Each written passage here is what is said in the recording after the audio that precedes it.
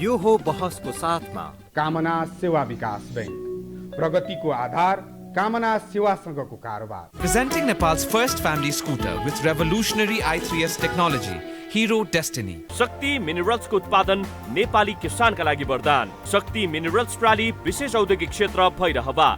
मङ्गल decor, गुर्जुमार्ग 4 खाल टिल्ली बजार काठमाडौँ।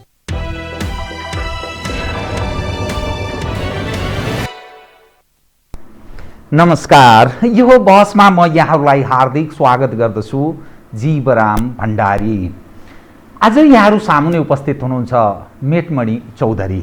उहाँ नेकपा एमालेका केन्द्रीय सदस्य हुनुहुन्छ। प्रतिनिधि सभाका सदस्य दाङ क्षेत्र नम्बर 1बाट निर्वाचित। उहाँ पोलिटिकल साइन्स र म्यानेजमेन्टमा उहाँले मास्टर्स गर्नुभएको छ।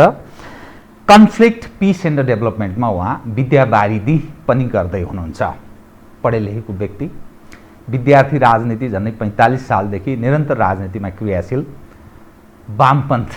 वामपन्थी विचारबाट निर्देशित नेकपा एमाले जुन अभिगतमा परिणत भएको छ, मेटमणि चौधरीहरू जस्तो मानिस जसले झन्डै 3 दशक जति व्यतीत गर्न लाग्नुभयो राजनीतिमा। राजनीतिको माध्यमबाट सायद उहाँले सपना देख्नु भएको थियो होला, आमूल परिवर्तन सम्भव छ। नेपाली जनको जीवनस्तर उकास्न सकिन्छ। वाम राजनीतिकै माध्यमबाट समृद्ध नेपाल र सुखी पनि नेपालीहरूलाई बनाउन सकिन्छ। सायद त्यस्तो सपना देख्नुभयो र वाम राजनीतिमा लागेको हुन सक्छ। तर कम्युनिस्टहरूको जुन छत्ताछुल्ल कन्तबिजोग अभिगत भन्ने भाषा पनि मैले प्रयोग गरेँ, यो जुन देखा परेको छ, एउटा जनप्रतिनिधि उहाँहरू यस्तो अवस्थामा प्रवेश गर्नुभएको छ। 9:30 बजेसम्म उहाँले अल्टिमेटम दिएको आम सञ्चारमा आएको छ। अर्थात् जनताबाट निर्वाचित प्रतिनिधि सिंहदरबारमा राजीनामा दिँदैछ।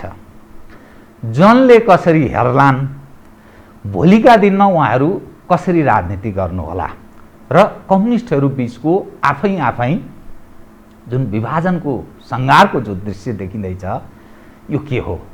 विश्लेषणात्मक र सूचनामूलक ढङ्गले उहाँसँग आज म कुराकानी गर्ने प्रयत्न गर्नेछु। सर्वप्रथम म उहाँलाई स्वागत गर्छु। स्वागत छ यहाँलाई। नमस्ते मान्यजी। म अब सिधै कहाँ प्रवेश गरेँ भने तपाईँहरू यस्तो सङ्घारमा उभिनु भएको छ, नेकपा एमाले र समग्रमा वाम राजनीति अनि सरकारको पनि म कुरा गर्छु। ओलीजीलाई अर्थात् नेकपा एमालेलाई नै भन्दा पनि हुन्छ 5 वर्षको म्यान्डेट। कम्युनिस्ट राजनीतिका उतार चढाव, 6 सालको स्थापना। तपाईँसँग म किन यो कुरा गरिरहेको छु भने एउटा चौधरी कम्युनिटीबाट आउनुभएको तपाईँ व्यक्ति, पढे लेखेको, तपाईँ विद्यावारिधि सक्ने सन्निकट अवस्थामा हुनुहुन्छ। राजनीति शास्त्रमा तपाईँले मास्टर्स पनि गर्नुभएको हुनाले कन्फ्लिक्ट पिस एन्ड डेभलपमेन्टको विषयमा तपाईँ पिएचडी गर्दै हुनुहुन्छ। यो समग्र अवस्था हेर्दा नेपालले राजनीतिमा विभिन्न उतार चढाव नेपाली जनले बेहोरेका छन्। घटनाले के देखायो भने कम्युनिस्टहरू परिवर्तन त गर्न सक्दा रहेछन्, तर राज्य सञ्चालन, देश हाँक्ने सवालमा र जनतालाई साथ लिएर हिँड्ने सवालमा जनताको प्रिय हुन चाहिँ नसक्ने रहेछन् भन्ने घटनाले देखायो। तपाईँको अलिकति दृष्टिकोण सुनौ। यो अहिलेको घटनासँग जोडेर म कयौँ विषयहरू उठान गर्छु, तत्पश्चात म अरू थप विषयहरू क्रमशः उठान गर्छु। कृपया। यो केवल नेपालको कम्युनिस्ट आन्दोलन भित्रको समस्या मात्रै नभइकन सिङ्गो नेपालको राजनीतिक समस्या हो र यो खालको समस्याहरू किन हामीले उठिरहेको हुन्छ र यसको व्यवस्थापन किन हुन सकिरहेको छैन भन्दा जो यो मुलुकको राजनीतिक दलको अगुवाई, नेता, नेतृत्व गरिराख्नु भएको छ, उहाँहरूको क्षमता अथवा योग्यताले भ्याउन सकिरहेको छैन। उहाँहरूले एउटा दृष्टिकोणको साथ राजनीतिक क्षेत्रभित्र प्रवेश गर्नुभयो, तर नेपालमा यति छिटो परिवर्तन भइदियो जसको विषयमा नेपालका राजनीतिक दलका जो अगुवाहरू हुनुहुन्छ उहाँहरूले अनुमान गर्नुभएको थिएन, कल्पना समेत गर्नुभएको थिएन।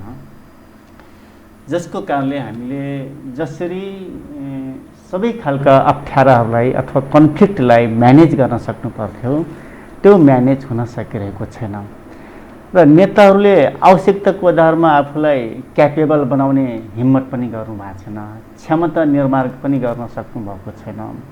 र दोस्रो कुरो जुन 6 साल अथवा 15 सालदेखि जुन राजनीतिक दलभित्रको जुन कन्फ्लिक्ट छ त्यसलाई युगोको रूपमा लिने काम गरिराख्नु भएको छ, चाहे नेपाली काङ्ग्रेस या माओवादी राजनीतिक दलभित्र या नेकपा एमाले भित्र। भन्नाले यसको व्यवस्थापन भन्दा पनि युगो साट्ने, त्यसपछि यसलाई व्यवस्थापन गर्नको लागि आफूलाई क्यापेबल बनाउने कुरामा ध्यान नदिएको कारणले नेपालको राजनीतिक दलभित्र यो खालका अप्ठ्याराहरू सिर्जनाहरू भइरहेको छ र अहिले पनि त्यो खालका अप्ठ्याराहरू सिर्जना भइरहेको छ, किनकि हामीले आफूलाई क्षमतावान क्यापेबल बनाउने त्यो ठाउँमा पुग्न सकिरहेका छैनौँ। तपाईँले तिथो यथार्थ बताउने प्रयत्न गर्नुभयो, तर त्यसका बावजुद पनि तपाईँ माधव नेपाल अर्थात् झलनाथ खनाल माधव नेपाल पक्षको सांसद भनेर चिनिन्छ नि त, के हो? नै मान्छेहरू अब अलग अलग हुन सक्नु पर्थ्यो नि। तपाईँले जुन क्षमतामाथिको प्रश्न उठाउनुभयो, नेतृत्व पङ्क्तिको यी परीक्षण पनि भइसकेका मानिसहरू धेरै छन्, काङ्ग्रेसभित्रका हुन् कि कम्युनिस्टभित्रका। घटनाले यी व्यक्तिहरूबाट चल्दैन भन्ने कतिपय पुष्टि हुँदै गएको छ। तर पक्षको कुरा गर्दा फेरि मेटमणि चौधरी को मानिस भन्दा त झलनाथ खनाल माधव नेपाल पक्षको सांसद भनेर बुझ्छन् नि त मान्छेले, के हो? नै मान्छेहरूले त्यसरी बुझिदिन्छन्, त्यसरी चिनिदिन्छन्, किनकि माधव नेपाल र झलनाथसँग केही इस्युहरू केही मुद्दाहरू मिल्न गयो। जस्तै उहाँहरूले सुरुदेखि खास गरेर माधव कुमार नेपालले विधिका कुरा उठाउनुभयो सुरुदेखि, तर केपी कमले सधैँभरि अब विधि भन्दा पनि आफूलाई जे मन लाग्यो त्यो नै फाइनल विधि, त्यो नै संविधान, त्यो नै कानुन भन्ने जुन बहस देखियो, त्यस सुरुदेखि मैले माधव नेपालले उठाएका इस्युहरू अथवा मुद्दाहरू जे छ त्यो ठिक छ भन्ने कुरा मलाई लाग्यो। तुलनात्मक कि अब्बल भन्न खोज्नु? अब्बल त म कसो, किनकि मान्छे कहिले पनि पूर्ण त कहिले हुन सक्दैन। तर तुलना गर्दाखेरि केपी ओली भन्दा माधव नेपाल योग्य, क्षमतावान, एउटा असल संस्कार भएको मान्छे र सामिप्य त त्यसरी बढ्दै गयो र मान्छेहरूले अब माधव नेपालले भने जस्तै मैले पनि बोल्दा एउटा माधव नेपालको मान्छे, माधव नेपालसँग नजिक छ भन्ने खालको साइकोलोजिकली त्यस्तो लागेको हुनसक्छ। तर म कुनै पनि अब नेतासँग धेरै नजिक र धेरै टाढा पनि हुन चाहँदैन। मलाई जे देख्छु जे लाग्छ म त्यो बोल्ने हो। मान्छेलाई जेसुकै लागोस्, ठिक लागे लागोस्, बेठिक लागे लागोस्, तर मलाई मनमा लागेका कुरा मैले बताउने हो, जनतालाई बोल्ने हो। यसरी बोल्दै गर्दा माधव नेपालको मान्छे या नजिकको मान्छे भन्ने लाग्यो। अब सवाल के रह्यो भने तपाईँहरू त्यो सङ्घारमा प्रवेश गर्नुभएको छ। ओलीजीले आज विश्वासको मत लिने प्रयास गर्नुहुनेछ, तपाईँहरू कहाँ उभिनुहुन्छ, के गर्नुहुन्छ त बताउनुहोस् त? किनभने एज अ नेकपा एमालेको प्रतिनिधि सभाको सदस्यको हैसियतले तपाईँ जनताबाट 5 वर्षका लागि निर्वाचित भएर आउनुभएको व्यक्ति, व्हिप जारी भइसकेको स्थिति छ, के गर्ने? तपाईँहरू कुन निष्कर्षमा पुग्नुभयो त? सुनाउ न। अहिले सुनिन्छ 9:30 बजेसम्म तपाईँहरूको पक्षबाट अल्टिमेटम दिएको छ प्रधानमन्त्रीलाई। अनि अहिले हामी सामान्य अवस्थामा छैनौँ। सामान्य अवस्थामा हुनुहुन्न? छैनौँ। सामान्य अवस्थामा भएको भए व्हिप पार्टीले जारी गर्छ, त्यसलाई सर्वस्वीकार्य अथवा व्हिपले जे भन्छ त्यो गर्ने सांसदहरूको दायित्व या बाध्यात्मक या मान्ने अवस्था हुन्थ्यो, त्यो रहनुपर्छ। यो अनुशासनका कुरा गरिराख्दाखेरि अथवा सिस्टमका कुरा गरिराख्दाखेरि त्यस्तो देखिन्छ। तर आज हामी असामान्य अवस्थामा छौँ। असामान्य अवस्थामा पुगिसकेपछि पार्टीको व्हिप लागू हुँदैन, अब हामीलाई लागू हुँदैन, किनकि अहिले व्हिप त जारी भइसक्यो, उल्लङ्घन गरेपछिको परिणाम त थाहा छ तपाईँलाई? नै होइन, त्यो थाहा छ, यो सबै थाहा छ र यसरी लागिरहेछौँ, थाहा छ नि त। तर के छ भने यसरी हामी लागेनौँ भने कम्युनिस्ट पार्टी पनि हामी जोगाउन नसक्ने पोजिसनमा छौँ। त्यसपछि सधैँभरिको लागि पश्चिम बङ्गालकै जस्तै या रसियाको जस्तै या अरू देशको जस्तै जुन देशमा कम्युनिस्ट पार्टी निकै ठुलो भएको शासन सत्ताको बागडोर सम्हालेको पश्चिम बङ्गाल गर्दा 35 वर्ष लाग्यो हो, तर बेठिक शासकहरूको कारणले कोल्याप्स भएको त्यो खालको थुप्रै खालका उदाहरणहरू छ नि। यदि हामीले मेहनत गरेनौँ, श्रम गरेनौँ, रिस्क मोलेनौँ भने नेपालको कम्युनिस्ट आन्दोलन पनि पश्चिम बङ्गालको जस्तै या रसियाको जस्तै या मलेसियाको जस्तै त्यो ठाउँमा पुग्न सक्छ। त्यसैले कम्तीमा जनताहरूलाई, कार्यकर्ताहरूलाई अथवा अरू मान्छेहरूलाई के लागोस् भने कम्युनिस्ट आन्दोलनलाई जगाउनको लागि केही मान्छे त छन्, केही मान्छेहरू त लागिरहेछन्, आफूले रिस्क जोनमा पुर्याएर भए पनि यो ठाउँमा पुगेका छन्।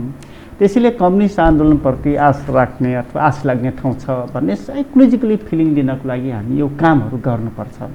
त्यो भ्रम दिने कि यथार्थमै कम्युनिस्टहरू मुलुकका लागि केही गर्दैछन् भन्ने मैले किन भने तपाईँले 6औँबाट राजनीति प्रारम्भ गर्नुभएछ 45 सालमा होइन। कम्युनिस्टहरूको दुईटा महत्त्वपूर्ण नारा के, एउटा गरिब दिन दुखी सर्वहाराहरूलाई ख्याल गर्ने, अर्को देशभक्त। अब त्यो चरित्र सबै कम्युनिस्टहरूको नेपालमा फलेका फुलेका उम्रेका अझ थप उम्रिन खोज्ने यी सबैको चरित्र र काङ्ग्रेस राप्रपा भन्दा कहीँ फरक छ भन्ने अर्थ लाग्दैन। त्यसकारण यो मैले विषय उठान गरेँ। नै हजुरै अब त्यस्तो लाग्ला अथवा शङ्काको दृष्टिकोण चाहिँ हेर्न पाइयो नि, अथवा यसो पनि जनताले भन्छन् भन्ने त्यो कोरबाट क्वेसन त गर्न पाइयो। तर म हजुरलाई भन्छु, मलाई राजनीतिक दलभित्र गुट अथवा कसैको चाकरी या कसैको चाप्लुसी चाकरी गरेर यो ठाउँमा पुग्ला भन्ने मलाई छैन। जनताले हामीलाई मत दिइसकेपछि राजनीतिक दलका नेताहरूसँग भन्दा पनि जनतालाई ढाट्नुहुन्न भन्ने मेरो एउटा मान्यता छ। चौधरी कम्युनिटीबाट आउनुभएको कुनै पनि जेसुकै होस्, मैले अपराधै गरे पनि जनताको बिचमा अपराध गरेका कुरामा जस्तोको तस्तै स्वीकार्छु। त्यस कारणले यदि हामीले केपी ओलीले जे गरिरहेछन् त्यसमा खुरुखुरु ल्याप्चे छाप लगाउँदै गयौँ भने हजुरकै आँखा अगाडि, मेरै आँखा अगाडि म हेर्दै कम्युनिस्ट पार्टी सकिएको, समाप्त भएको, कोल्याप्स भएको त्यो घटना हुन सक्ने सम्भावना छ।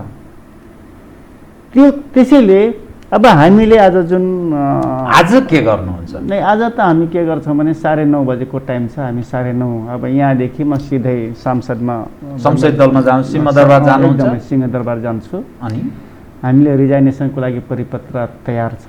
कतिजना हुनुहुन्छ? लगभग अराउन्ड हामी फाइनल त गरेका छैनौँ, तर समानुपातिक मान्यज्यूहरूले दिनुहुन्न कि भन्ने पनि छ, त्यो खालको डिस्कसन पनि भइरहेको छ।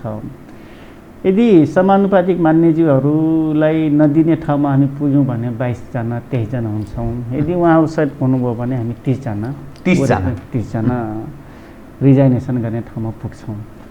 आज राजीनामा दिने त्यसो भने यदि सहमति हुन सकेन भने? सहमति हुँदैन होला जस्तो मलाई लाग्छ, किनकि केपी ओलीले कम्युनिस्ट आन्दोलनप्रति कुनै पनि चिन्ता छैन। कम्युनिस्ट आन्दोलन जोगियोस् कि बाँचियोस् कि के हो, जनताले के भन्लान्, यहाँसँग कुनै मतलब छैन। उहाँसँग एउटा मात्रै मतलब के छ भने आफू सत्तामा टिकिराख्ने, आफू राज्य गरिराख्ने। उहाँलाई संविधानसँग मतलब छैन। के प्रयोजनका लागि ओलीजीलाई त्यो तृष्णा निरन्तर रहने? के गर्न खोज्नु भयो उहाँले भन्ने तपाईँको बुझाइ? नै, ओलीजीको त अब उहाँको इतिहास कोट्याउनु भयो भने कम्युनिस्ट आन्दोलनको लागि खास राम्रो इतिहास या घटना त्यस्तो देखिँदैन इतिहासमा त्यस्तो देखिन्छ विगतमा। तर 9 राष्ट्रिय महाधिवेशनले कुनै कारणले, अब सबै कुरा किन भन्नु पर्यो, कुनै कारणले उहाँ पार्टीको अध्यक्ष हुनुभयो। अध्यक्ष भइसकेपछि संसदीय दलको नेता हुनुभयो अनि प्रधानमन्त्री पनि हुन सक्नुभयो। भन्नाले बेठिक टाइपका मान्छे पनि नेकपा एमालेका मान्छेहरू सबैमा चिन्न नसक्दा यो पोजिसनमा पुग्नु भएको छ। यसको अर्थ त कार्यकर्ता गलत हाबी भएको छ भन्ने अर्थ लाग्यो नि तपाईको पार्टी? नेकपा एमालेका मान्छेहरू पनि नत्र कसरी गलत व्यक्ति चयन हुन्छ भन्ने कुरा हो नि त। त्यसबेला कस्तो थियो भने निकै धेरै बिरामी भएको अनि हातमा ब्यान्डेज बाँधेको, त्यसपछि आज हो कि भोलि हो त्यो खालको थियो नि त। अब आज भोट दिएन भने सधैँभरि पछुताउनु पर्छ भन्ने त्यो खालको मनोविज्ञान या सेमफेटीले काम गरेर उहाँलाई पार्टीको अध्यक्ष बनाए 42 भोटले।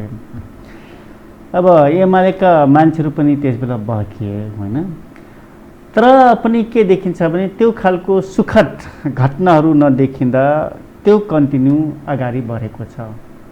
यति धेरै जस्तै तपाईँले नै भन्नुहोस्, उहाँलाई पार्टीको अध्यक्ष हुनुहोस् भन्दा पनि प्रतिनिधि सभा भङ्ग गर्नुभयो।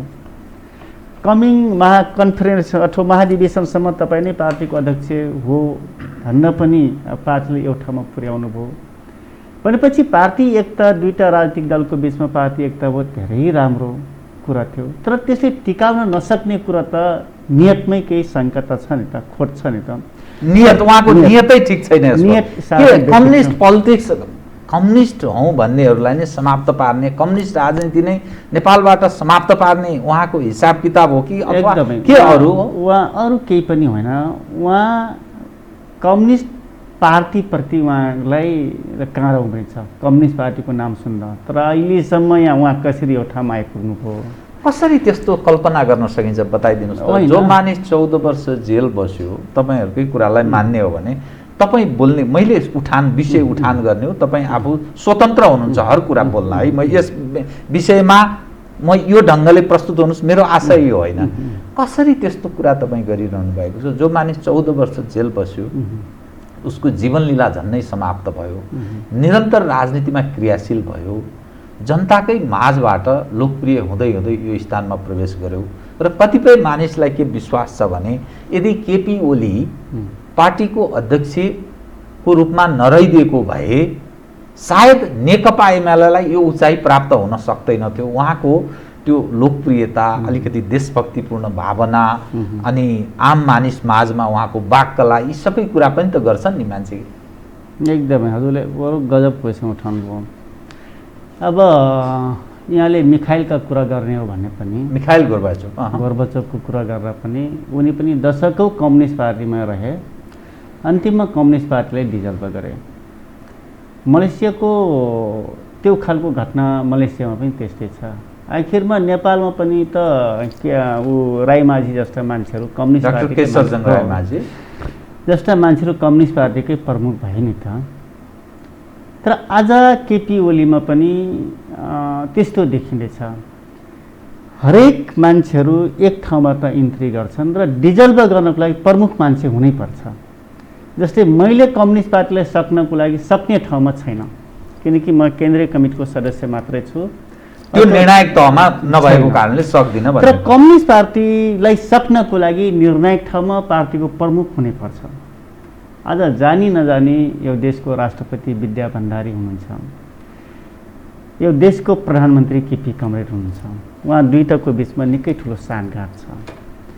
राष्ट्रपतिलाई प्रधानमन्त्रीले जे भन्नुहुन्छ त्योमा छाप लाउने कुरा अथवा एक्सेप्ट गर्ने कुरा, सही गर्ने कुरा, यो सबै के देखाउँदैछ भने यो दुईटा व्यक्तिको कारणले कम्युनिस्ट आन्दोलन सकिने ठाउँमा पुग्दैछ। किन त्यो ठाउँमा पुग्नुभयो भने उहाँहरूलाई त्यो ठाउँमा पुर्याउनको लागि ठुलो अब कसको भूमिका छ त्यो त पछि नै थाहा होला। र दोस्रो कुरो यहाँले लोकप्रियताको कुरा गर्नुभएको छ, मैले यहाँलाई बताउन चाहन्छु। हामी 2074 सालमा निर्वाचन लड्यौँ हो, माओवादी, तत्कालीन माओवादी र तत्कालीन नेकपा एमालेको बिचमा एकता गरेर चुनाव लड्यौँ। तर केपी ओलीले म चुनाव जित्छु भन्ने कन्फिडेन्स भएन। उहाँले के गर्नुभयो भने प्युठानमा गिलास चिन्हमा भोट हाल्न लाउनुभयो। जुन ठाउँमा हामीले जित्न सक्ने ग्यारेन्टी हुँदै पनि जबरजस्ती नेकपा एमालेका कार्यकर्ताहरूलाई गिलास चिन्हमा भोट हाल्न लाउनुभयो। त्यसपछि झापामै दुर्गा पौडेललाई जिताउने काम, एकदमै झापामै कुरा गर्ने हो भने जुन गाई चिन्हसँग हाम्रो कुनै सानो सम्बन्ध छैन, तर पनि गाई चिन्हलाई भोट हाल्न लाउनुभयो। नवलपरासीमा स्वतन्त्रलाई भोट हाल्न लाउनुभयो, धनुषामा त्रिशुलमा भोट हाल्न लाउनुभयो। र त्यो सबै चिजको फिर्ता उहाँले आज झापा जिल्लाको आफ्नो निर्वाचन क्षेत्रमा गर्नुभयो भनेपछि केपी ओलीलाई तपाईँले कसरी, कुन तरिकाले, कुन मानेमा पपुलर भन्न सक्नुहुन्छ? उहाँलाई निर्वाचित हुने, निर्वाचन जित्ने कुनै प्रकारको कन्फिडेन्स नभएपछि सबै ठाउँमा अरू ठाउँमा दिएको सापत्ती समेत आफ्नो निर्वाचन क्षेत्रमा लिएर निर्वाचित भएको होइन। र तपाईँले हेर्दै जानुहोस्, जहाँसम्म देशभक्तिको कुरो छ, यो देशभक्तिको कुरा अथवा ब्ल्याकेट अथवा नाकाबन्दी भएको बेला जुन उहाँले स्ट्यान्ड लिनुभएको थियो त्यो पनि अब मिलोमतोमा भएको थियो कि जस्तो मलाई लागिरहेको छ। यदि त्यो नभएको भए केपी ओली एउटा ठाउँमा पुग्नु हुँदैन थियो, एउटा ठाउँमा नपुगेको भए कम्युनिस्ट पार्टीलाई डिजल्भ गर्ने ठाउँमा पुर्याउन सक्नु हुँदैन थियो।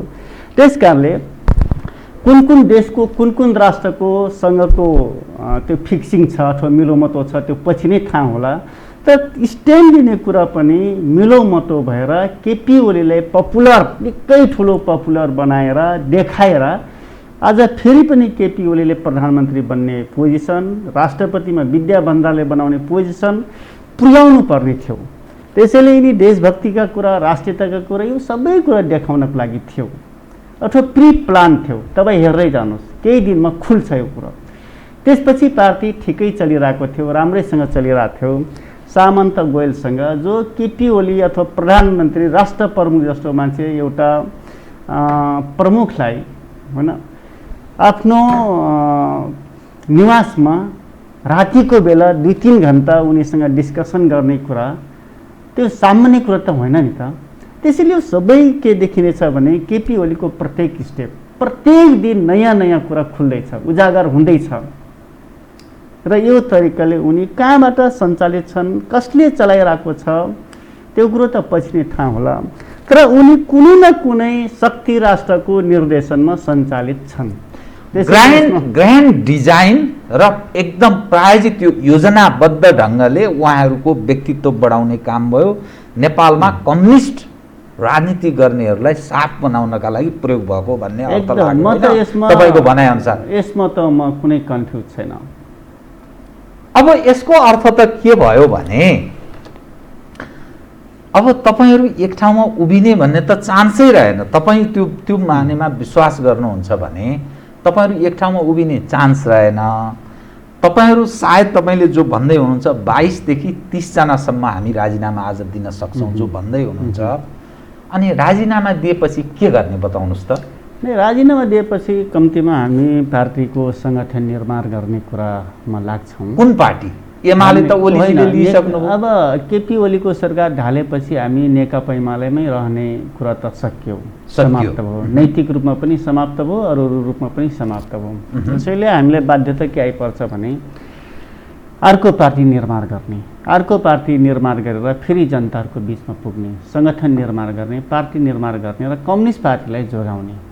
कम्युनिस्ट पार्टी कसरी जोगिन्छ? अब भएको जनताले हेर्ने त के भयो भने यसलाई अन्यथा नठान्नुहोस्, कम्युनिस्टहरूको यो बाँदरे चरित्र भएछ नि, यो बाँदरे चरित्र जो देखाए यी काम लाग्ने रहेनछन्।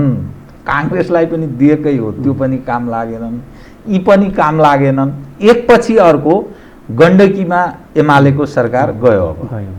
अब लुम्बिनीमा जान सक्ने सम्भावना छ, अरू ठाउँमा पनि जाँदैछ, केन्द्रमा नि जाँदैछ। अनि सरकार चाहिँ काङ्ग्रेसको बनाउँदै जाने तपाईँहरूको सहयोगमा यस मानेमा कारणीले त तपाईँहरू नै पर्नुभयो नि। अनि काङ्ग्रेसको सहयोग बनाउँदै जाने अनि कम्युनिस्ट चाहिँ बलियो बनाउने कहाँबाट मेल खायो बताउनुहोस् त। होइन, एकदमै ठिक क्वेसन गर्नुभएको छ। अब यो सबै कुरा हामी जनताहरूको बिचमा बताउनुपर्छ। अहिलेसम्म त एउटै पार्टीभित्र रहेर आफ्नै अध्यक्षको विषयमा यति धेरै कुरा गर्न त मिल्दैन थियो नि त। तर यो कुरा हामी जनताहरूको बिचमा बताउँछौँ। बताइसकेपछि जनतालाई हामीले कन्भिन्स गर्छौँ, त्यो कन्फिडेन्स हामीमा छ।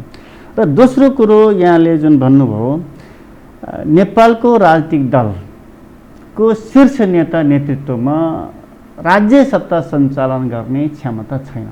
म पहिले पनि भनेको थिएँ, त्यो क्षमता अभावको कारणले आज सिङ्गो नेपालको राजनीतिमा कम्युनिस्ट आन्दोलन मात्रै होइन, सिङ्गो नेपालको राजनीति डामाडोलको पोजिसनमा पुगेको छ। सम्भवतः त्यो ठाउँमा हामी जस्ता मान्छे या यङहरू या क्यापेबल पर्सनहरू भएको भए नेपालको राजनीतिक दलहरू यो परिस्थितिमा गुज्रिनु पर्ने थिएन।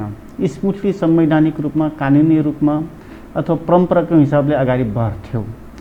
तर मान्छेहरूलाई के भएको छ भने एउटा नियत खराब छ, दोस्रो क्षमताको अभाव छ। यो दुइटै नभएपछि त न कम्युनिस्ट पार्टी न नेपाली काङ्ग्रेस न अरू पार्टी। अब हाम्रो मात्रै समस्या त होइन नि, सानो एउटा मात्रै सिट भएको। अब नारायणमान विजुक्सेको पार्टीमा जनमोर्चाको पार्टीमा पनि त्यस्तो छ नि त, एउटा मात्रै सिट भएको राजनीतिक दलभित्र पनि त्यो खालको समस्या छ। अब मधेसी राजनीतिक दलभित्रका त कुरै छोडिदिनुहोस्, यहाँसम्म निर्णय गर्नुभयो के गर्ने सबै स्वतन्त्र छोडिनुभयो भनेपछि यो अभाव, यो अप्ठ्यारो, यो समस्या सबै राजनीतिक दलमा छ र त्यसको छिटा अब हामीमा पनि परेको छ। त्यसैले म के भन्छु भने यो कुरा सबै कुरा जनताको बिचमा बताउनुपर्छ र हामी जस्ता यङ मान्छेहरू एउटा कमिटमेन्ट, एउटा एकदमै स्ट्रङ कमिटमेन्ट लिएर राष्ट्र निर्माणको लागि, कम्युनिस्ट पार्टी निर्माणको लागि फेरि जनतालाई आश्वस्त हामीले बनाउन सक्नुपर्छ।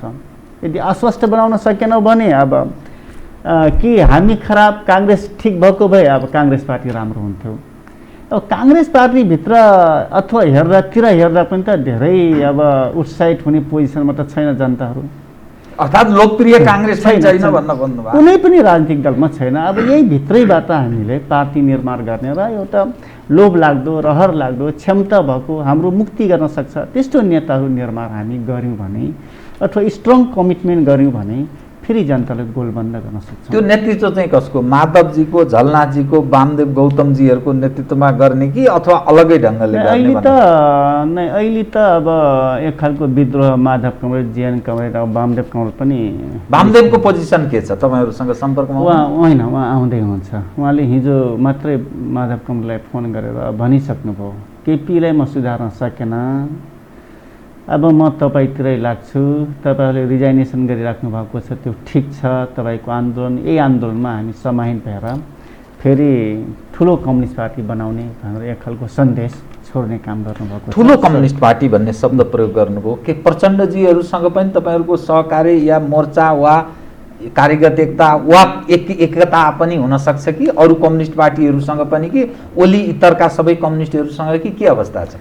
सोचको कुरा यस्तो हुन्छ। अब हामी कम्युनिस्ट पार्टी निर्माण गर्छौँ, अब हामी भनेपछि GN comrade, Madhav comrade, Bamdev comrade भएको कम्युनिस्ट पार्टी बन्छ र यो देशैभरि यसको सबै शाखाहरू विस्तार हामी गर्छौँ। यद्यपि भइसकेको छ, यो पार्टी निर्माण भइसकेपछि अब हामीले सबै राजनीतिक दलहरूलाई एक खालको आह्वान गर्छौँ। कम्युनिस्ट पार्टी, एकीकृत कम्युनिस्ट पार्टी निर्माण गर्नको लागि हामी आह्वान गर्छौँ। यसमा माओवादी केन्द्रदेखि लिएर जनमोर्चा, नारायणमान विजुक्से सबै कम्युनिस्ट पार्टी हुन सक्छन्। त्यसपछि निर्वाचनको बेला यसपालिलाई अथवा एकपटकलाई हामीले केपी ओली जो कम्युनिस्ट आन्दोलन पनि सके, नेपालको लोकतन्त्र पनि सके, नेपालका सबै खालका मूल्य मान्यता पनि सके, संविधान पनि सके, यिनी र हाम्रो बिचमा एउटा मोर्चा भन्नाले एन्टी मोर्चा बन्न सक्छ र यिनलाई संसदीय दलभित्र पनि समाप्त गर्ने, ओलीलाई सफाया गर्ने, ओली सफाई अभियान चलाउने। सफाई भन्दा पनि जे यिनले बेठिक काम गरिरहेछन्, संविधान पनि मान्दैनन्, कानुन पनि मान्दैनन्, जबज पनि मान्दैनन्, यिनलाई लागेको चिज संविधान, यिनलाई लागेको चिज कानुन, यिनलाई लागेको चिज जबज भन्नाले यिनलाई लागेको चिज सबैमै भन्ने जुन छ यो मनोविज्ञानलाई त हामी परास्त गर्नै पर्छ। जुन स्थिति नेपालको राजनीतिमा देखा परेको छ, दृश्यको म कुरा गरिरहेको छु।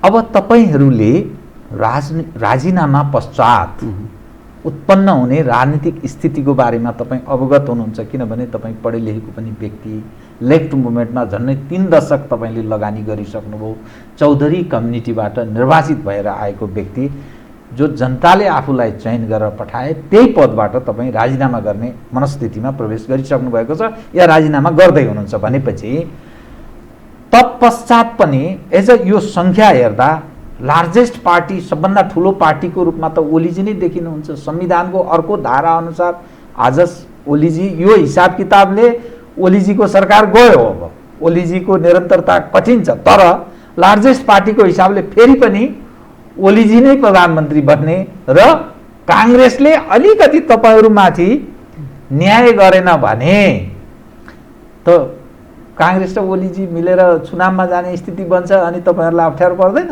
होइन, राजनीतिमा किनभने अलि अग्रिम चुनावको काङ्ग्रेस कुरा गरिरहेछ निरन्तर लामो समयदेखि। यस्तो छ, राजनीतिमा सफात यहीँदेखि 10 किलोमिटर टाढा देख्न सक्ने त्यो हुँदैन।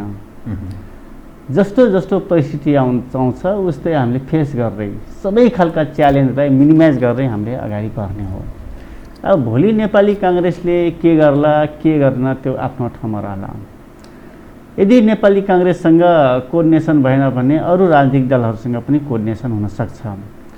त्यसैले राजनीतिमा कसरी निर्वाचित अब यो संसदीय फाँट अथवा संसदीय यसमा कल्चरमा हामीले प्रवेश गरिसकेपछि अब संसदमा धेरै चुनाव जित्ने, पालिकामा धेरै जित्ने होइन, प्रदेशमा धेरै जित्ने त्यो त हुने नै भयो।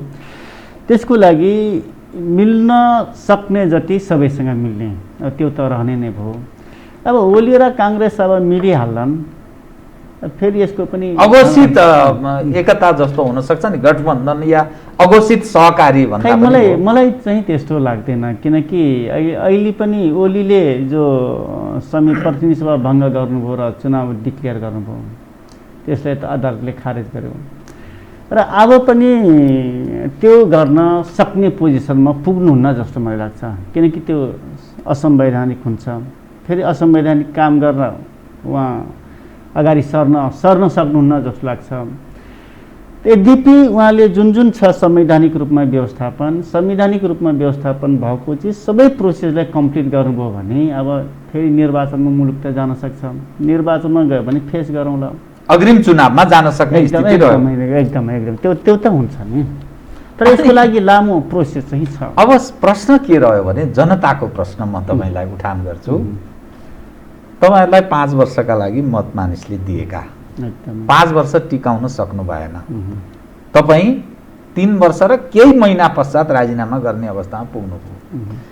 भोलि के का लागि जनताले मत दिने, हिजो किन दिएका थियौँ हाम्रा लागि के गर्नुभयो भन्दा के जवाफ दिनुहुन्छ र यो समग्र जो सिस्टमको कुरा छ नि, अनि यो सिस्टम के भएको बताइदिनुहोस् त। यो तीनैवटा कुरा जवाफ दिनुहोस् त।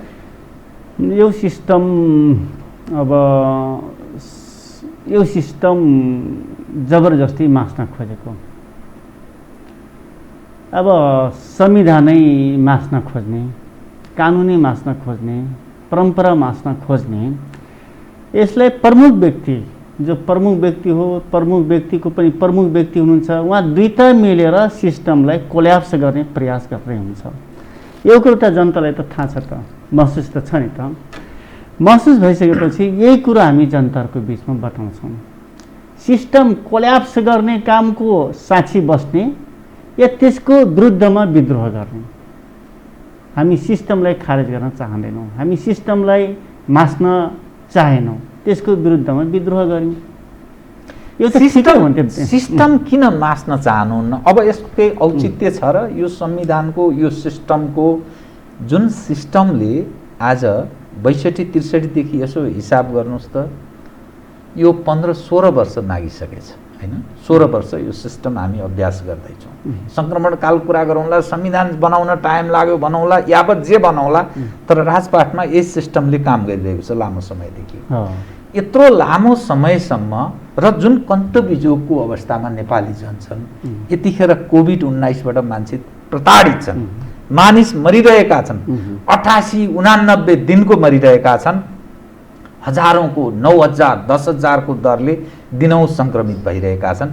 त्यो जनको दुःख प्राथमिकतामा दलको पर्दैन, सरकारको पर्दैन, कसलाई फाल्ने या को निरन्तर रहने, दुवै पक्ष राजनीतिक छिनाझपटी यही लडाइँमा निरन्तर लागि परेका छन् भने नेतृत्व मात्रै अयोग्य होइन, सिस्टममा पनि समस्या छ, संविधानमा पनि समस्या छ भन्ने अर्थ लाग्दैन?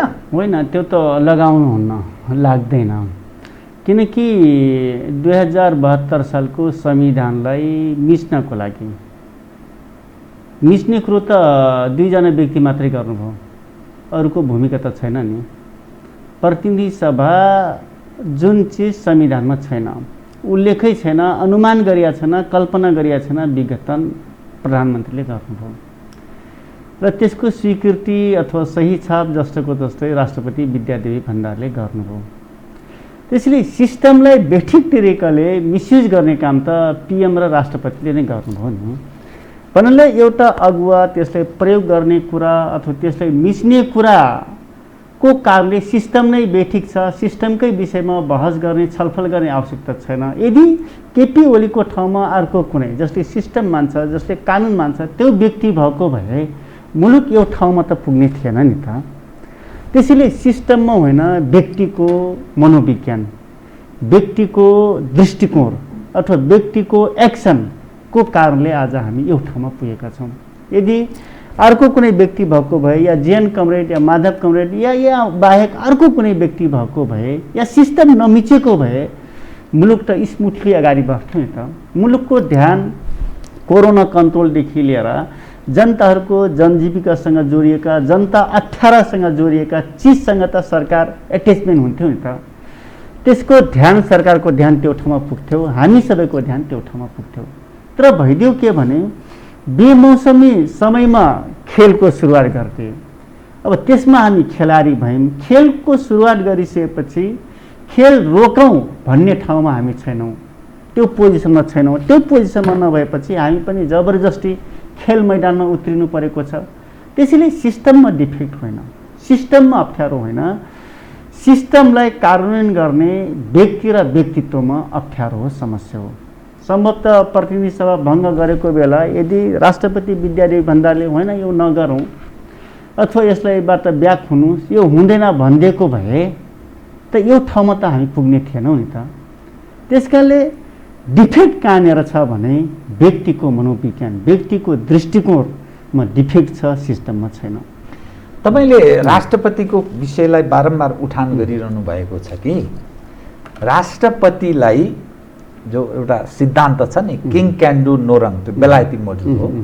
अर्थात् राष्ट्रपति पनि त्यही भूमिका निर्वाह गर्नुपर्छ एज अ रबर स्ट्याम्प, सरकारले लगेको कुरालाई आनाकानी नगरी छाप लगाउने, त्यो एउटा जो कल्पना गरिएको छ नि, त्यहाँ राष्ट्रपतिले के भूमिका खेल्न सक्ने स्थिति थियो र बताउनुहोस् त। होइन, राष्ट्रपति भनेको त यो देशको अभिभावक हो। अभिभावक मात्र हुन, संविधानको रक्षक हो, संरक्षक हो। संविधानको संरक्षक भन्ने बित्तिकै संविधानको रक्षा गर्ने दायित्व, पहिलो दायित्व उहाँको हो। तर संविधान मिचिँदै गर्दा, संविधानको बर्खिलापमा पिएम जाँदै गर्दा त्यसलाई करेक्सन गर्ने ठाउँमा उहाँ राष्ट्रपति हुनुहुन्थ्यो। तर उहाँले त्यो गर्न चाहनु भएन या सक्नु भएन या गर्नु भएन भनेपछि राष्ट्रपति भनेको रबर स्ट्याम्प मात्र होइन नि। रबर स्ट्याम्प मात्रै हो भने अर्को कुनै व्यक्तिलाई अथवा सामान्य व्यक्तिलाई राष्ट्रपति बनाइदिउँ न त। किन यहाँ सयौँ सुरक्षाकर्मी, करोडौँ करोडको सेवा सुविधा अथवा त्यो खालको बङ्गलामा राखेर राष्ट्रपतिलाई किन राख्नु पर्यो? किन राष्ट्रले त्यो खालको व्यवहार, त्यो बेहोर्नु पर्यो? त्यसैले राष्ट्रपति भन्ने बित्तिकै संविधानको संरक्षक, रक्षक, तर उहाँले पनि संरक्षण गर्न सक्नु भएन। त्यसैले राष्ट्रपति, प्रधानमन्त्री जो एक्टर हो अथवा कार्य अथवा पालन गर्ने मान्छे हो, उहाँहरूमा अप्ठ्यारो देखियो। अब यो जनजिज्ञासालाई तपाईँ सम्बोधन गर्छ। म कार्यक्रमको अन्त्यतिर आएँ कि कुरा गर्दा गर्दै विषयहरू यसै गरेर जान्ने गर्छन्।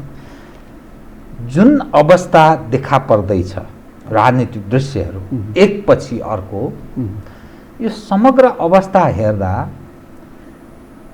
तपाईहरू जुन नेपालको राजनीतिमा निरन्तरता दिने सवाल उपर एक, नम्बर 2 अबको लिन सक्ने राजनीतिले कोर्स कुन बाटो तय गर्ला भन्ने ठान्नुहुन्छ त विश्लेषण त? एउटा हामीले च्याप्टरमा प्रवेश गरेका थियौँ। कम्युनिस्ट आन्दोलनलाई यो देशको मूलधार बनाएका थियौँ र यही मूलधार मार्फत मुलुकलाई समृद्ध गर्ने, जनतालाई सुखी बनाउने एउटा च्याप्टर अगाडि बढिसकेका थियौँ। तर फेरि त्यो च्याप्टरमा अलि अप्ठ्यारो अथवा ब्रेक लाग्ने काम भएको छ। अब यो च्याप्टर अगाडि जाँदैन भन्ने साइकोलोजिकल फिलिङ जनताले पनि गरेका छन्, हामीले पनि गरेका छौँ। त्यस कारणले अब के हुनसक्छ भने लोकतन्त्रमा विश्वास राख्ने मान्छेहरू अथवा कम्युनिस्ट पार्टीमा विश्वास राख्ने मान्छेहरू, अलि लिबरल टाइपका मान्छेहरूको बिचमा एक खालको कोर्डिनेसन हुनसक्छ। कोर्डिनेसन भइसकेपछि फेरि केही समय अब यही प्रकारले लोकतन्त्रमा विश्वास गर्ने मान्छेहरू त्यो चरित्र बोकेका मान्छेहरूको बिचमा इक्वेसन अथवा समीकरण बन्न सक्छ र यो केही समयसम्म अगाडि जान्छ। जबसम्म कम्युनिस्ट पार्टी मूलधारको रूपमा विकसित हुँदैन अथवा हामीले जनताहरूको मनोविज्ञानलाई कन्भिन्स गर्न सक्दैनौँ, बुझ्न सक्दैनौँ, या कम्युनिस्ट फेरि पनि कम्युनिस्ट पार्टीको जरुरी छ भन्ने साइकोलोजिकली फिलिङ जनताले गर्न सक्दैन, त्यस बेलासम्म यो कोर्स अगाडि बढ्छ र फेरि कम्युनिस्ट पार्टीको आवश्यकता पर्छ भन्ने जनताले महसुस गर्छन्। फेरि एउटा पुँजीवादी टाइपको एउटा धार, एउटा समाजवादी टाइपको धार, कम्युनिस्ट धार, फेरि अलग अलग धार भएर अगाडि जान सक्छ। तपाईँले तीनवटा भाषा प्रयोग गर्नु मलाई राम्रो लाग्यो, मिठो पनि। एकातर्फ तपाईँले कम्युनिस्ट भन्नुभयो, अर्कोतर्फ लोकतन्त्रमा विश्वास गर्ने भन्नुभयो, दुईटा शब्द चयन गर्नुभयो, तेस्रो लिबरल, होइन? र यी बीच समीकरण हुन सक्छ भन्नुभयो। यो अलिक पृथक भएन? कहाँको कम्युनिस्ट, कहाँको तपाईँ लोकतन्त्रको कुरा गर्दै हुनुहुन्छ, कहाँको लिबरलको कुरा गर्दै हुनुहुन्छ, अनि पोलराइजेसन त्यो ढङ्गले हुने, यो त अलिक पृथक उत्तर र दक्षिण जस्तो होइन। हामी कुनै पनि राजनीतिक दल आफूमा कन्फिडेन्स नहुँदासम्म मिल्नुको त विकल्प छैन नि त। जस्तै हामी निर्वाचनको बेला गाई चिन्हलाई भोट हाल्ने, त्रिशूल चिन्हलाई भोट हाल्ने, गिलास चिन्हमा भोट हाल्ने मान्छेहरूका सदस्यहरू नहौँ र फेरि हामीले कङ्क्रिटली अथवा मेजोरिटी पोजिसन कम्युनिस्टहरू नबन्दासम्म आफूलाई स्थापित गर्नको लागि एक अर्कोको साथ सहयोग त चाहिन्छ नि, किनकि मुलुकमा लोकतन्त्रको प्रोटेक्ट गर्नुपर्ने छ। साम्यवादमा पुग्नका लागि यी विभिन्न बाङ्गाटिङ्गा बाटोहरू प्रयोग गर्दै अघि बढ्नुपर्छ भन्ने हो। एकदमै अगाडि बढ्नुपर्छ, किनकि हामी एक्लै सिङ्गल त मेजोरिटी छैनौँ, मेजोरिटी भएकोले पनि पोलेर खाइसकेका छौँ। अब 64% तपाईँहरूको देशमा उपस्थिति छ कम्युनिस्ट हौँ भन्नेहरूको। हो, तर अब मेजोरिटी पनि गुमाइसकेको अवस्थामा फेरि पनि हामीलाई बहुमत देऊ, 2/3 देऊ भनेर भन्न सक्ने हामीसँग नैतिक आधार त छैन।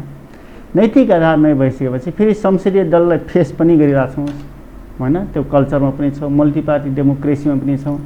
त्यो कारणले आफूलाई जोगाइराख्नको लागि, आफूलाई बचाइराख्नको लागि, पार्टीलाई जोगाउनको लागि सबैको साथ सहयोगको जरुरी पर्छ। अर्थात् नेपालको कम्युनिस्ट राजनीति फेरि रक्षात्मक अवस्थामा प्रवेश गर्दैछ भन्ने रूपमा बुझ्ने न। यो पोजिसनै अहिले हामी न काङ्ग्रेस मेजोरिटी पोजिसनमा पुग्न सक्छ, न हामी त्यो पोजिसनमा यति चाँडै पुग्न सक्छौँ, सकिँदैन।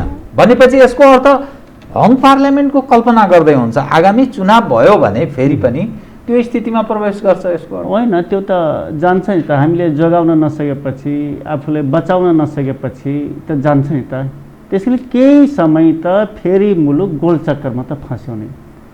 अब यो खरिद बिक्री हर्स ट्रेडिङ भन्छ नि, अनि यो सांसदहरू कोही कहाँ पहिले पनि पूर्णिया लैजाने, ब्याङ्कक लैजाने, अनेकौँ देशहरूको सुरा सुन्दरीको कुरा आएको थियो नि।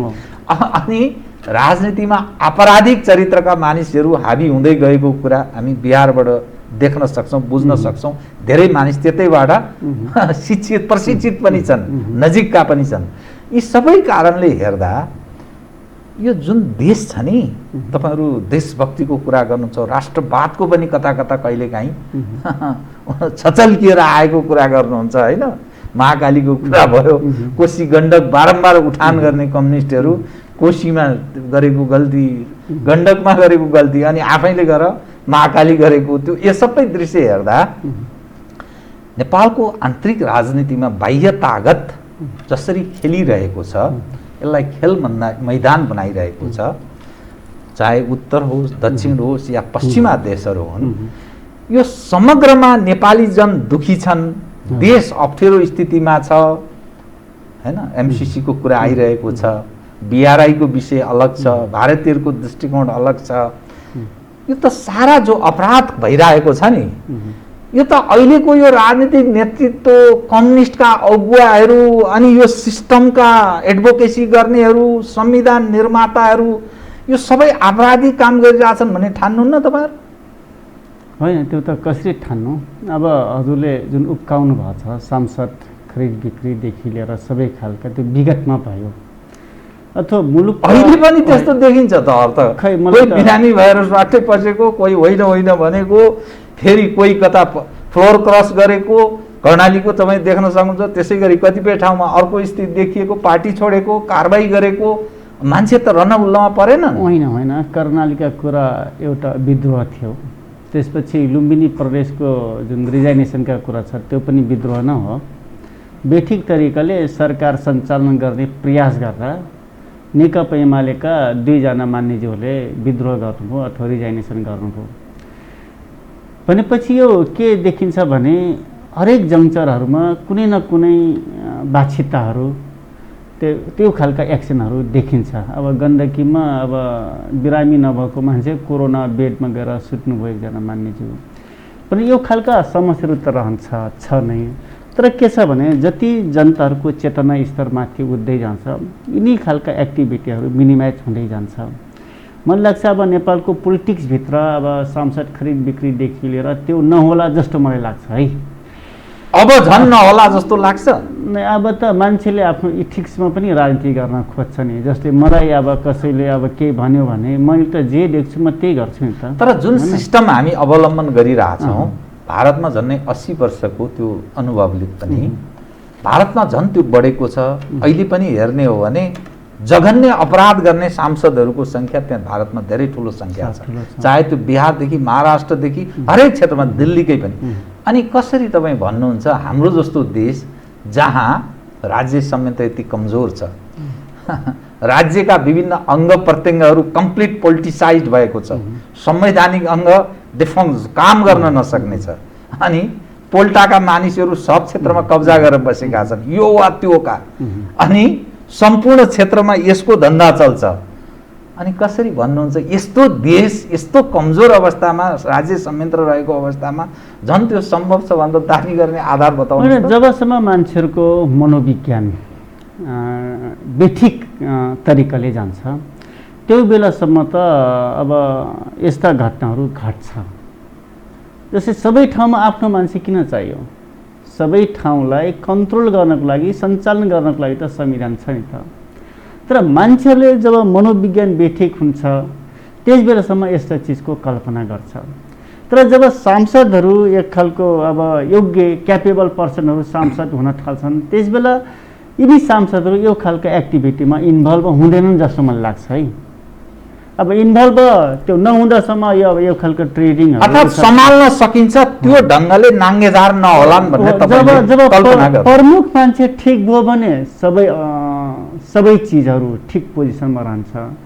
जब प्रमुख व्यक्ति नै बेठिक तरिकाले अगाडि बढ्न थाल्छन् अब सबै अब त्यो फङ्सनले काम गर्न त छोड्छ। त्यसैले प्रमुख व्यक्ति एकदमै ट्यालेन्ट पनि हुनुपर्छ, धेरै राम्रो क्षमता भएको मान्छे पनि हुनुपर्छ। त्यसपछि एक खालको ठिक खालको मनोविज्ञान अथवा डेमोक्रेसीको हामी कुरा गरिरहेको बेला अथवा कम्युनिस्ट मुभमेन्टको कुरा गरिरहेको बेला हामी यसका मूल्य मान्यतामा म हिँड्न सकेका छु कि छैन, हिँडिरहेको छु कि छैन, त्यो त सीमालोकन गरेर अगाडि बढ्नुपर्छ नि त। तर मूल व्यक्ति नै अब अख्तियारमा पनि मेरै मान्छे हुनु पर्यो, चिफमा सबै आर्मी सेक्युरिटी चिफ मेरै मान्छे हुनु पर्यो देखि लिएर सबै ठाउँ आफ्नो मान्छे मात्रै राख्न खोजेपछि त फङ्सनले अथवा संविधानले कानुनले त काम गर्न त छोड्छ नि। त्यसैले म बारम्बार भनिरहेको छु क्षमता भएका मान्छेहरू यो मुलुकको अगुवाई नेता नेतृत्व गर्ने ठाउँमा पुग्नुपर्छ। आज हामीले त्यो पोजिसनमा छैनौँ। म कार्यक्रमको ठिक अन्त्यमा 1 मिनटमा सक्दिनुहोस्, मसँग समय भएन। के गर्नुभयो ओलीले भने चाहिँ त्यहाँ एकीकृत भएर जान सक्ने सम्भावना पनि कतै छ? 0 त्यो 100%मा 1% पनि कुनै बाँकी छ कि? अब ओलीले एउटा काम गर्नुपर्छ। जे सर्वोच्चले 23 गतेको दिन एउटा फैसला गर्यो तिमी एमाले र माओवादी अलग अलग बस भनेर। त्यसपछि ओलीले 28 गतेको दिन 3वटा निर्णय गर्नुभयो। एउटा पदाधिकारी भङ्ग गर्नुभयो, एउटा आफ्ना अनुकूलका मान्छेलाई प्रदेश इन्चार्ज राखिदिनु भयो र प्रतिकूलका मान्छेलाई हटाउनु भयो। त्यसपछि आफ्ना अनुकूलका मान्छेलाई केन्द्रीय कमिटीको सदस्य बनाउनु भयो र अगाडि बढ्नुभयो। उहाँले सार्वजनिक रूपमा 28 गतेको दिन जे मैले निर्णय गरेको छु यो खारेज भएको छ भनेर उहाँले डिक्लेयर गर्नु पर्यो। यदि डिक्लेयर गर्ने पोजिसनमा पुग्नुभयो भने हामी सबै जे समय सर्वोच्चले फैसला गरेको छ त्यो ठाउँमा फर्किन्छौँ र पुराना कमिटीहरू फेरि फङ्सनमा आउँछौँ। यदि यो भयो भने आजको जुन एक्सिडेन्ट छ, जुन दुर्घटना छ, त्यसबाट कम्युनिस्ट पार्टीले अथवा नेकपा एमाले हामीले जोगाउन सक्छौँ। नभए त उहाँहरूले आफ्नो हक चाहिँ जीवनभरि नछोड्ने, बेठिक काम मात्रै गर्ने र फेरि त्योबाट ब्याक नहुने, अनि च्यालेन्ज धम्की थाहा दिइराख्ने, संविधान कानुनहरू मिचिराख्ने गरिराख्नु हो भने करेक्सन हुँदैन, कम्युनिस्ट पार्टी फेरि जोगिँदैन, नेकपा एमाले जोगिन्न। यदि म बेठिक गरेँ, गल्ती गरेँ, करेक्सन भयो भन्नुभयो भने आजको एक्सिडेन्ट जुन छ, सम्भावित एक्सिडेन्ट, त्यो एक्सिडेन्ट हुन्छ। हस् मेटमणिजी, बडा तपाईँले सम्भावित नेपालको राजनीतिक दृश्य अब कसरी जान सक्छ र आन्तरिक अवस्था के छ भएभरका विषयलाई आम दर्शकलाई बुझाउने प्रयत्न गर्नुभयो, कार्यक्रममा आइदिनु भयो, बहुत धन्यवाद छ। हस्, नमस्ते। आदरणीय दर्शकवृन्द, उहाँ हुनुहुन्थ्यो मेटमणि चौधरी, दाङ क्षेत्र नम्बर 1 बाट निर्वाचित प्रतिनिधि सभा सदस्य तथा नेकपा एमालेका केन्द्रीय सदस्य। समसामयिक विषयलाई केन्द्रमा राखेर गरिएको कुराकानी। म सहित मेरो सम्पूर्ण युनिटलाई कार्यक्रमबाट बिदा दिनुहोस् र यो हो टेलिभिजन हेर्दै रहनुहोला। नमस्कार।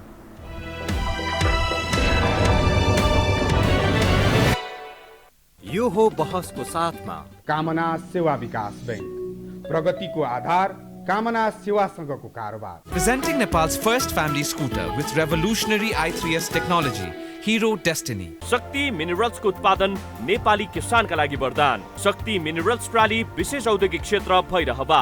मङ्गल डेकोर, गुर्जुमार्ग 4 खाल टिल्ली बजार काठमाडौँ।